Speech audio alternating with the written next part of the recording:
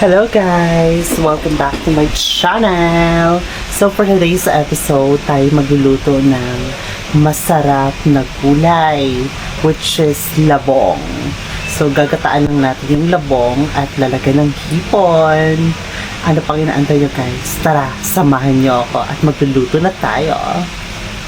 Of course, for our ingredients guys, meron tayong hipon, gata, sibuyas, meron tayong okra, at saka saluyot. And of course, hindi ito mawawala yung ating main character talaga, labong. So, pinakuluan ko na to kanina guys sa tubig at yung pangalawang gata or pangalawang piga ng gata rather. So, ano pang inaantay nyo guys? Tara, samahan nyo na ako at magsisimula tayo magluto. Ngayon guys, nilagay ko sa kaserola itong ating labong. Tapos, ilalagay na natin ating gata. Ayan. Ating gata. At saka dadagdagan natin ng, may natira pa akong, ano ba tawag doon? May natira pa akong pangalawang piga ng gata. Dadagdagan natin. At ito yung ating isasabaw. Ilalagyan natin yung natira nating pangalawang piga na gata.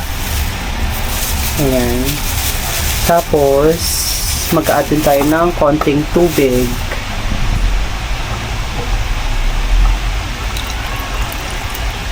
And then, lalagyan natin yung ating sibuyas. Parang sinisipon ako. Kasi maulan ngayon guys. Ayan, nalagyan na natin ating sibuyas. So, tatakpan lang natin to. Antayin natin kumulo. At saka ilalagay natin itong ating hipon. At saka yung okra.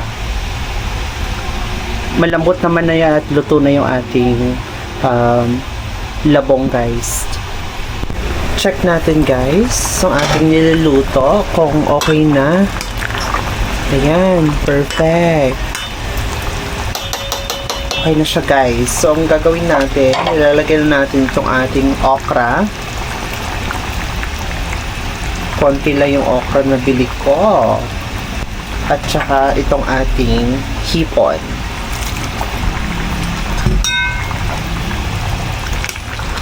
Mabilis lang naman maluto yung ating hipon. Kapag okay na yung okra, tsaka ilalagay natin yung ating saluyot. So, habang pinapakulo natin yan at niluto ito, maglalagay tayo ng asin. Haluin muna natin. Paghaluin rather. Yan. Sarap-sarap. Ito yung na-miss kong pagkain sa probinsya. Takpan muna natin guys. Tapos check mamaya kung okay na. Check ulit natin guys yung ating niluluto. Check natin kung okay na yung okra natin. Yung ating hipon luto na eh. Kung okay na yung ating okra. At kanina pala tinikman ko kung okay na ba yung alat.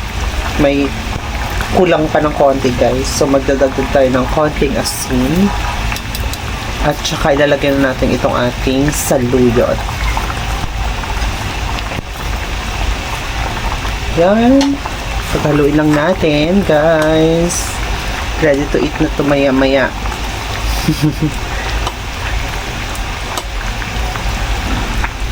May nakita kasi akong content creator na nagluto nito. Sabi ko, alam, magluluto rin nga ako.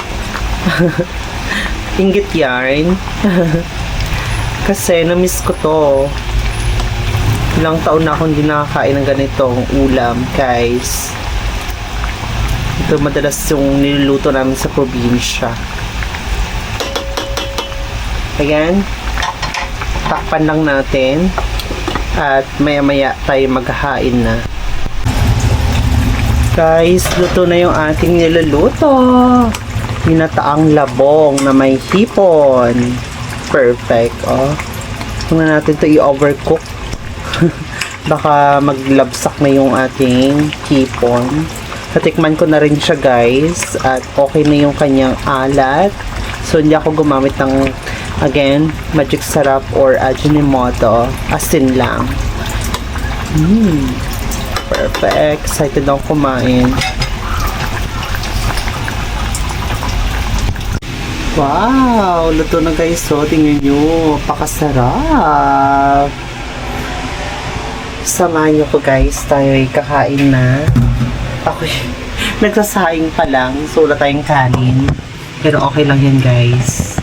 Tayo ay mag-ano na lang. Yung tawag dun. Kakainin lang natin kahit walang kanin. Tapos, mamaya, kakain ulit tayo. Which is with kanin na. Kainit lang. Pinggan kasi mainit. Ayan guys, so yung sabaw, malapuyot. Sarap. Ang sarap.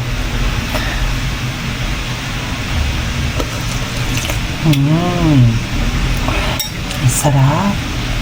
Ito yung na-miss ko.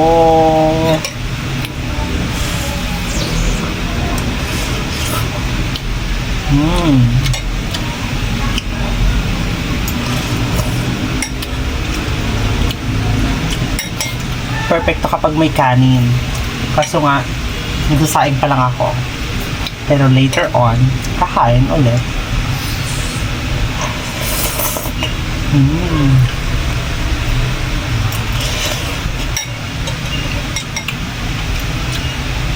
Ginawa ko kanina sa labong guys. Pinakuluan ko muna siya sa bago ko pinakuluan, nilamas ko muna sa asin. Tapos pinakuluan, tapos nilagyan ng konting pangalawang gata. Or rather, pangalawang piga ng gata. Tapos nung lumambot na yung ating labong, tsaka ko sinala at niluto sa pangalawang, or rather, sa unang piga ng gata. Tsaka as you can see guys, so sarap-sarap na ginataang labong na may hipon.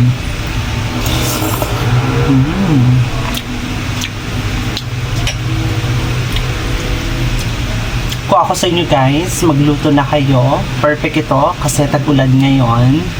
And if you love this video guys, again, I need your support to like this video and subscribe to my channel. Thanks for watching guys. Bye!